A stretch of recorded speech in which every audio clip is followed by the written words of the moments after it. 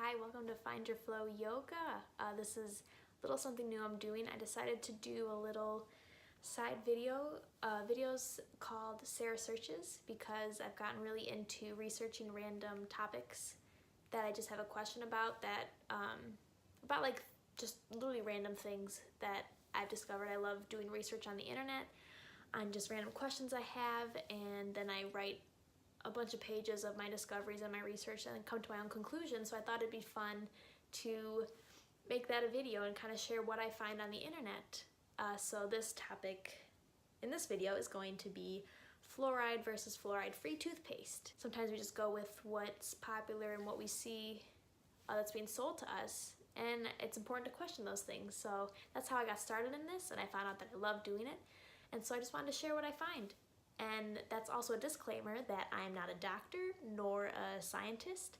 So everything I've done is just internet-based research of me Googling different topics and going through different articles that I find. So it's more me researching, finding my own opinions on what is out there, the research and all the other different opinions, piling them all together from what I found, and then coming up with my own opinion and thoughts. So you'll learn new things and you may come up with your own opinion as well with what I share.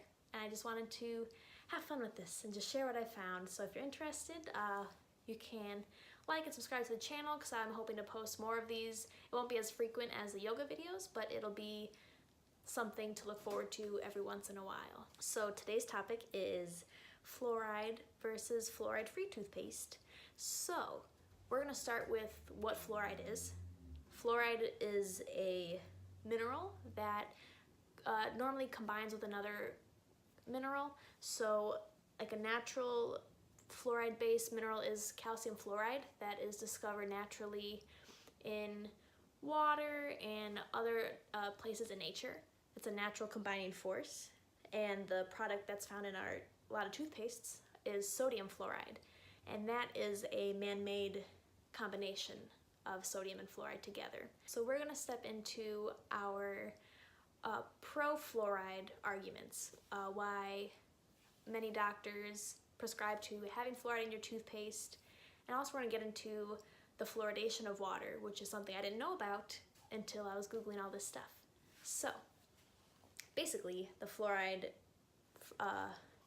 arguments is that fluoride is proven to strengthen enamel and prevent tooth decay. Basically, the process is it breaks down and demineralizes your teeth, and then the fluoride is meant to remineralize it to make your enamel stronger, and that'll fight against cavities. So I had a question when doing this research of like is it safe though, because it's a man-made product and it is FDA approved, but like what do we know that it's proven that like it doesn't cause harm? And what I found is that it says to look for an ADA seal of acceptance. So ADA is the American Dental Association, and if that has a seal on the toothpaste, it means that it is safe and like it's okay.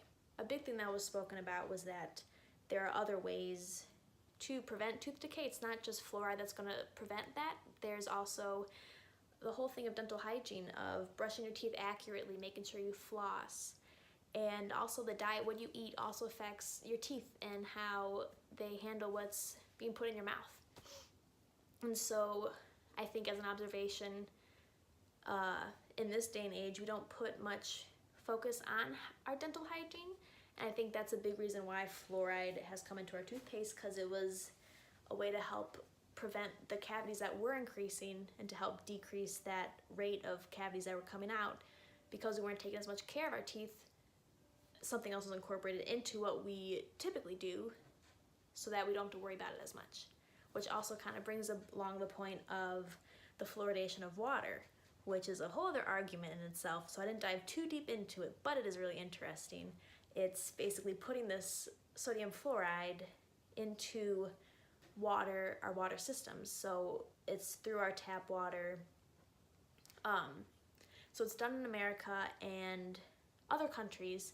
There's debate between countries, so a lot of countries in Europe don't have the fluoridation of water. They don't see it as safe, and they think it's not necessary. One reason it was proposed is because it was a way to help communities that maybe were not able to afford dental health care and get help they need to help with their dental hygiene. There's proven studies that those with fluoridated water have an increase in, or the decrease in cavities in people.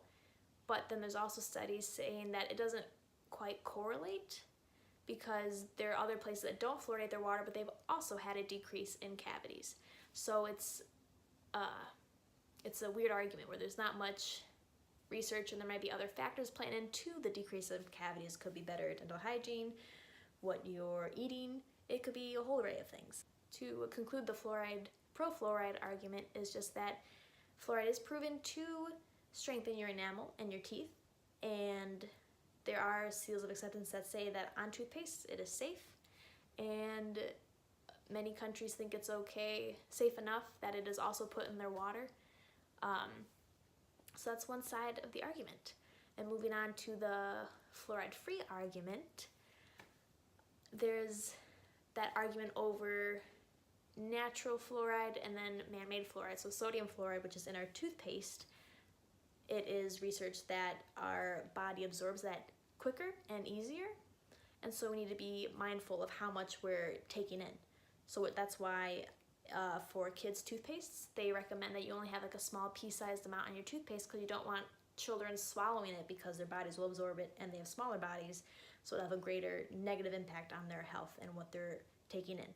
Which to me is kind of like well then why are we putting this in our product if there is a chance of it doing harm to our bodies?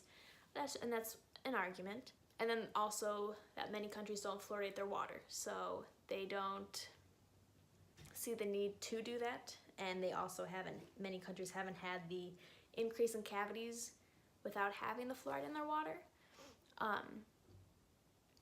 And then along with this, there were other suggestions for having better dental hygiene. So the brushing your teeth, flossing, diet, those are all important, and when we do it more mindfully, I think it'll help with cavities and with our teeth.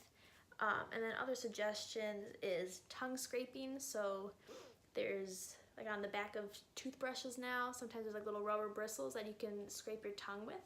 That's supposed to help because a lot of bacteria builds up on your tongue. I think it all comes down to whether fluoride is safe and should be ingested should not be ingested in the body.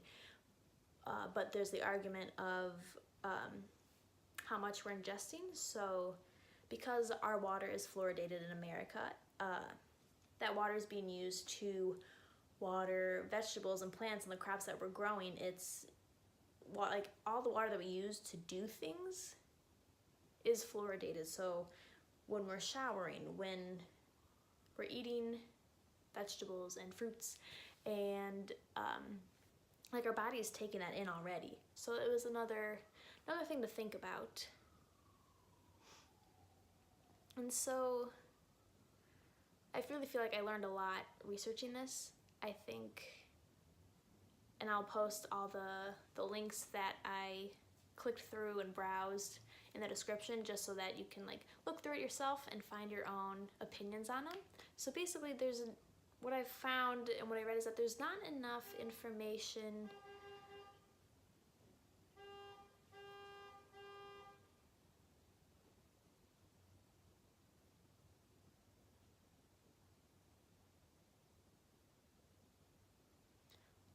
So what I found in my research is basically there's not enough research for either side to have like a concrete answer whether you should be using fluoride toothpaste or fluoride-free toothpaste.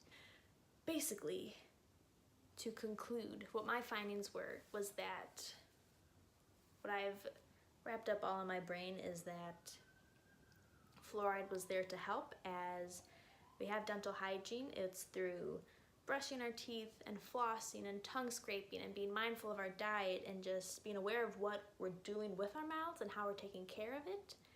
And fluoride came in as a way to help with that when we're not doing what we need to do. It's a way to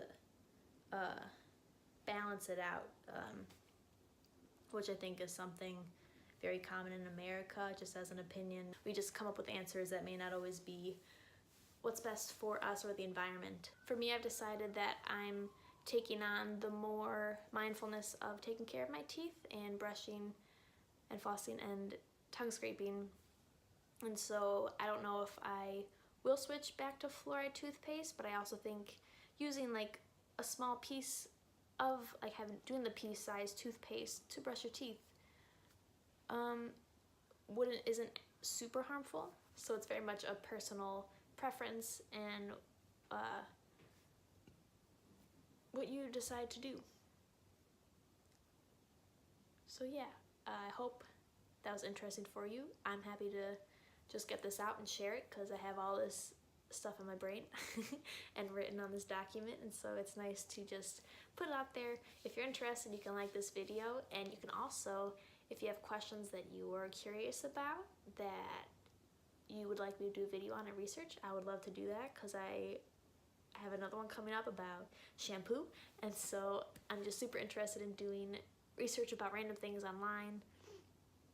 I just find a lot of fun, and I get into a rabbit hole of just learning all this stuff. But I think it's cool to ask questions about things that we may take for granted on a daily basis, and so I just enjoy doing research on it and learning more about who we are as humans and why we do what we do and why we have the things that we have. So this is the fluoride versus fluoride-free argument. The conclusion is that there's not enough research on either side. So do what you think is best, but also take into consideration of how you go about your dental hygiene and how you brush. If you floss, you should floss. Tongue scraping really helps. It does make a big difference. I've been being more mindful about that, and it does really help. So yeah, being aware of your dental hygiene. And yeah, so thanks for watching, and I'll have all the links of the resources I looked through. Again, this is not like super factual in like a scientific way. It's just me sharing what I found and sharing my opinion on it and thoughts. So I hope you had fun watching, and thanks for tuning in, and I'll see you later. Namaste.